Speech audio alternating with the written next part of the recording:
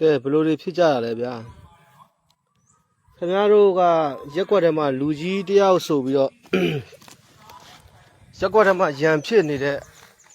့နော်မုတ်ဆိုးမနဲ့တခုလက်နဲ့ရံဖြစ်နေတဲ့ကိစ္စကိုဟိုလူကြီးလောက်တဲ့လူကမရှင်းပေးတဲ့အပြင်ကိုလက်ခုပ်လက်ဝါးတီးတဲ့ပုံစံမျိုးတော့ဖြစ်နေပြီလို့ကျွန်တော်တို့ကယူဆတယ်အခုတော့နော်ပလဲမှာ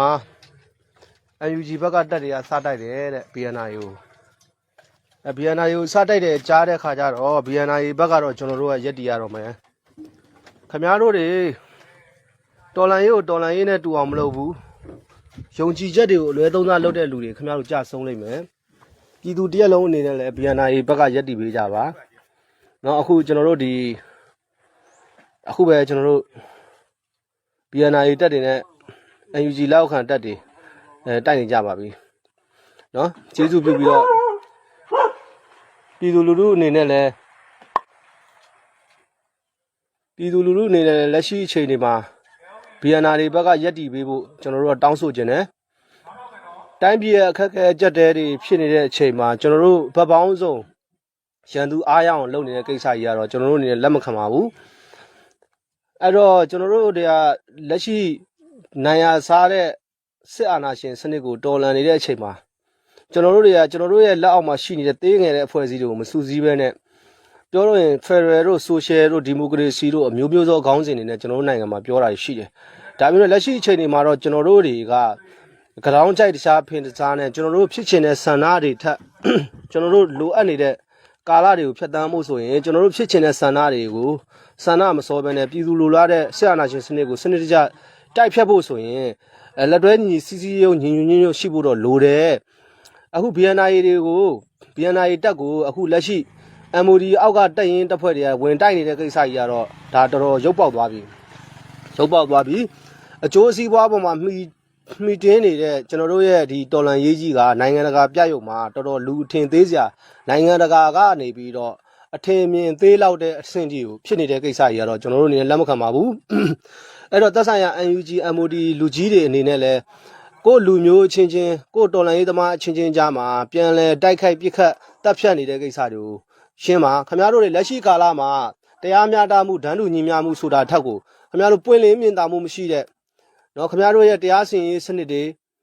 ဘသူကဘသူကိုဆိုတဲ့ကိစ္စကြီးကတော်တော်လေးကိုတော့အဆင်မပြေဘူးအဲ့တော့ကျွန်တော်တို့ကရန်သူကိုတိုက်နေတဲ့အချိန်မှာရန်သူဘက်ကိုရောက်သွားအောင်လို့တော့ကျွန်တော်တို့တွေးခွဲလို့မရဘူးဒါကကျွန်တော်တို့တော်လိုင်းရေးဖြစ်စဉ်တစ်ချောင်းလုံးမှာကြည့်မယ်ဆိုရှင်တွေးခွဲဝါတဲ့လူတွေအကုန်လုံးကရန်သူဘက်ကိုရောက်သွားတဲ့လူတွေအကုန်လုံးကစူးစီးဖို့ကဆယ်စုနှစ်တစုကြောင်တော်တော်ခက်ခဲတယ်အခုတော့ BNI နဲ့ MOD အောက်ကတက်ရင်တွေတိုက်တဲ့ကိစ္စကြီးကတော့ကျွန်တော်အနေနဲ့ကန့်ကွက်ပါတယ်တကယ်လို့မတရားမှုကိုတွန်းလှန်နေတဲ့ BNI တပ်ဖွဲ့တွေကိုပြည်သူတွေအနေနဲ့လည်းဝိုင်းရံပေးပါကြလို့ပြောပါတယ်ပြောချင်ပါတယ်အခုပလဲမှာ MOD တပ်တွေကအလင်းငိုင်းဝင်တိုက်တဲ့ကိစ္စနဲ့ပတ်သက်ပြီးတော့ BNI နဲ့နော်ဗမာမျိုးသားတော်လှန်ရေးတပ်ဖွဲ့နဲ့ကျွန်တော်တို့ MOD အောက်ကတက်ရင်တပ်ဖွဲ့တွေတိုက်နေကြပါပြီအဲ့တော့အားလုံးပဲပြည်သူတွေလည်းသတင်းကိုနားထောင်ကြပါအခု MOD အောက်ကတိုက်လို့နော်မနေ့ကကြေညာချက်နဲ့ပတ်သက်ပြီးတော့ MOD အောက်ကတက်ရင်တပ်ဖွဲ့တွေကသူတို့ရဲ့လက်ဝေခံအဖွဲ့အစည်းတွေပေါ့ဗျာဒါဆိုတော့ပြောသလိုလက်ဝေခံအဖွဲ့အစည်းပဲပြောရမှာဘာလို့ဆိုတော့ဒီပါကပါတို့ပါလာဖာတို့ဆိုတာကအဆွဲထက်လာလို့မရတဲ့တော်လိုင်းရေးအင်အားတွေမကြီးလောင်နော်တော်လိုင်းရေးအင်အားစုတွေဖြစ်တဲ့သူတို့နဲ့အမြင်မတူရင်ငါရန်သူဆိုတဲ့ဘုံရန်သူတို့တတ်မှတ်တဲ့ကိစ္စကြီးကတော့တော်လိုင်းရေးအင်အားကိုရုပ်စေသလိုတော်လိုင်းရေးပြည်သူတွေနေနဲ့လဲဒီနေ့တော်လိုင်းရေးပေါ်မှာတော်လိုင်းရေးဝေဝါးနိုင်ပါတယ်ဆိုတဲ့အကြောင်းကိုကျွန်တော်တို့ကပြောချင်ပါတယ်အခု BNI ကိုဝင်တိုက်တဲ့ကိစ္စကတော့ကျွန်တော်တို့အနေနဲ့လုံးဝကန့်ကွက်ပါတယ်ပြည်သူတရက်လုံးအနေနဲ့ကလည်း BNI ဘက်ကရက်တီပေးဖို့ကျွန်တော်တို့ပြောချင်ပါတယ်အခုတိုက်နေပါပြီเนาะတကယ်တိုက်နေတာပါเนาะ BNI ကိုအလင်းငိုက်ဝင်တိုက်တဲ့ကိစ္စတော့ကျွန်တော်တို့ကန့်ကွက်တယ်ဟုတ်တယ်ဘုံနဂါကိုတိုက်နေတာဘုံနဂါတို့အဖွဲ့ကိုတိုက်တဲ့အတွက်မို့ဘုံနဂါတို့ကလည်းပြန်တိုက်မှာအဲ့တော့ဘုံနဂါရဲ့နောက်မှာဘယ်သူတွေပါလာမလဲဆိုတာတော့စောင့်ကြည့်ပါဗျာအဲ့တော့ကျွန်တော်တို့ကစကားနဲ့ပလင်မခံဘူးအလုံးနဲ့တက်တည်ပြမယ်အဲ့တော့ကျွန်တော်တို့ဘိုးနဂါးသည်ဒီတော်လိုင်းရေးပေါ်မှာမှန်မှန်ကန်ကန်ယုံကြည်နဲ့သူတို့လုပ်နေတဲ့ကိစ္စကြီးကိုကျွန်တော်တို့ကမြင်ရမယ်ဗျာနော်တော်လိုင်းရေးပေါ်မှာဘယ်လောက်ထိသစ္စာရှိလဲဆိုတာကိုကျွန်တော်တို့မြင်ရမယ်အခုလက်ရှိကျွန်တော်တို့ဒီပါကပါတွေပါလာဖတွေပါအဖတွေဆိုတာက EO နယ်မြေမဟုတ်တဲ့ဗမာပိုင်းမှာတော်တော်လူဘာဝနေတယ်တချို့သောပါကပါတွေတချို့သောပါလာဖတွေတချို့သောပါအဖတွေ နော်အဲ့တော့လက်ရှိကျွန်တော်တို့ BNI နဲ့ဖြစ်နေတဲ့တိုက်ပွဲသည် BNI တွေသည်ပြည်သူဘက်ကိုယုံကြည်ကြည်နဲ့ပြည်သူကိုမျက်နှာမူထားတဲ့အဖွဲ့ဖြစ်တဲ့အတွက်နိုင်ရမယ်အဲ့တော့ BNI ဘက်ကအားလုံးရက်တည်ပေးဖို့ကျွန်တော်တို့ကတောင်းဆိုတယ်ကျွန်တော်တို့ဒီပကပပါလာဖပါဖ UNG လက်လန်းမမီပဲနဲ့မြောက်ပေးတိုင်းဂွေးတောင်ကအစီရင်ခံစာလေးကိုအတည်ပြုပေးပြီးတော့ကိုလူမှန်ပါတယ်ဆိုတဲ့အကြောင်းကြီးကတော့ကျွန်တော်တို့နဲ့လက်သစ်ခံစရာအကြောင်းမရှိဘူးအဲ့တော့ကျွန်တော်တို့ဒီပြည်သူလူထုအနေနဲ့လည်းဒီတော်လှန်ရေးပေါ်မှာမှန်တယ်မှားတယ်ကောင်းတယ်ဆိုတာအထက်ကိုကျွန်တော်တို့အမှန်တရားကိုသိမြင်ဖို့အရန်လိုအပ်ပါပြီအခုမက်ကြည့်ပြကိစ္စနော်ဆောနာပြောဆိုမက်ကြည့်ပြကိစ္စလောကကိုင်ခတ်နေတဲ့ကိစ္စတွေနောက်တော့ဆီယာမကြီးဒေါ်တူတူလင်ကိုမတရားဖမ်းဆီးတဲ့ကိစ္စတွေကျွန်တော်တို့တွေကဘာတွေဖြစ်စေချင်တာလဲဆိုတော့ကျွန်တော်တို့ကစစ်အုပ်စုနဲ့မချားနာပဲလုံနေတဲ့ပုံစံကြီးကတော့ကျွန်တော်တို့ကန့်ကွက်ပါတယ် UNG မှာကျွန်တော်ဆောတော့ဟိုမှာတော့ကျွန်တော်တို့ဒီဗီဒီယိုကောနဲ့ပြောတဲ့ချိန်ပေါ့နော်ကျွန်တော်ဗာပြောခဲ့လဲဆိုတော့ကျွန်တော်တို့ဒီတော်လန်ရေးအင်အားစုတွေထဲမှာ UNG ကိုတိုင်းလင်ပင် UNG ကိုတိုင်းကပင်လင်ကျွန်တော်တို့ရဲ့ဒီတော်လန်ရေးကိုတချို့သော UNG မှာရှိနေတဲ့လူတွေကဖျက်ဆီးနေလားလို့ကျွန်တော်တို့နဲ့ယုံမှားတန်တရားရှိနေပါပြီအဲ့တော့ဗာလဲဆိုတော့ကျွန်တော်တို့ UNG မှာစီရေးနဲ့မသက်ဆိုင်တဲ့သမရယုံပြောခွင့်ဆိုခွင့်ရှိသူနေဖုံးလက်တို့နောက်တော့ကျမ်းမာရေးနဲ့ပညာရေးဝန်ကြီးဌာနကဒေါက်တာဇော်ဝေစိုးတို့စစ်အကြောင်းတွေထွက်ပြောနေတဲ့ကိစ္စကြီးကတော့ဒါကတော့အမတန်မှရုပ်ပေါက်လုံးပါတယ်တကယ်တော့ဆိုစစ်ရေးချုပ်ရဲ့နော်စစ်ကော်မရှင်အောက်ကရှိနေတဲ့ဟိုဒါစစ်ရေးတာဝန်ခံတွေတက်ဆိုင်ရာဟိုဒါဒီ UNG ဝင်ကြီးဥယျာဉ်မုံပါဗျာဥယျာဉ်မုံတော်၎င်းတက်ဆိုင်ရာတာဝန်ရှိတဲ့စစ်ဒေသမှုတွေတော်၎င်းထွက်ပြောရမယ့်ကိစ္စမှာတိုက်ပွဲတွေအတိုင်းကိုကြုံတဲ့လူကနေပြီးတော့အင်တာဗျူးနေတဲ့ကိစ္စတွေတော့မီဒီယာတွေနဲ့လည်းပတ်သက်ပြီးတော့ကျွန်တော်တို့ကပြောချင်တယ်မီဒီယာတွေဒီလည်းပွင့်လင်းမြင်သာစွာနဲ့တစ်ဖက်ဆောင်နေမဟုတ်ဘဲနဲ့ပြည်သူပေါ်ရက်တည်တဲ့တော်လန်ရေးပေါ်မှာမှန်မှန်ကန်ကန်ရက်တည်တဲ့သတင်းမီဒီယာတွေဖြစ်စေချင်ပါတယ်အဲ့တော့ကျွန်တော်တို့ကလက်ရှိလက်ချက်တက်မစ်ပေါ့ဗျာခင်ဗျားတို့ဗမာအင်အားစုလက်ချက်တက်မစ်ရတာတဲ့ဆိုတော့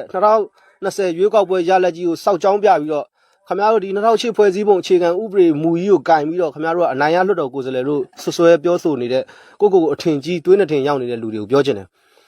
အဲ့တော့လက်ချက်တက်မစ်ကိုမင်းအွန်လိုင်းကလည်းယူနေပြီခင်ဗျားတို့ကိုယ်တိုင်ကလည်းသက်ဆိုင်ရာတိုင်းရင်းသားတွေနဲ့ပူးပေါင်းဆောင်ရွက်မှုလည်းမရှိတိုင်းရင်းသားတွေနဲ့အားနည်းချက်တွေအများကြီးတွေနဲ့ခင်ဗျားတို့ကရှိနေတဲ့ပုံမှာပြပြတသားမဆောင်ရွက်နိုင်တဲ့ပုံမှာကျွန်တော်တို့ကတော့အားမလို့အားမရဆိုတာနဲ့ကျွန်တော်တို့ကန့်ကွက်တယ်ဗျခင်ဗျားတို့ကတိုင်းရင်းသားထဲမှာဆိုလဲတိုင်းရင်းသားကရင်ဘက်မှာဆိုလဲကရင်ကနေပြီးတော့လော်ဘီတွေပေါ့ဗျာခွက်ခေါက်တွေကိုမြှောက်ပေးတယ်အဲ့ဒီခွက်ခေါက်တွေကလည်းစာမတက်ပေမတက်နဲ့ကရင်တွေပေါ်မှာထိုးနဲ့တိုက်ခိုက်တယ်ဒီလိုပဲ